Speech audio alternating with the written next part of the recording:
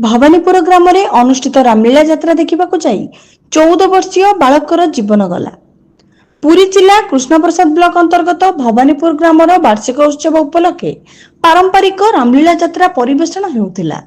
परला ग्राम 14 वर्षीय बालक शुभंकर प्रधान सांग मानक सह बसी रामलीला देखुथिबा बेले हनुमान को डिया और दौड़े आतंकित होई दौड़ी जाई निकटस्थ विद्युत ट्रांसफॉर्मर को संजोग करिथिबा तार उपरे पड़ जाइथिला।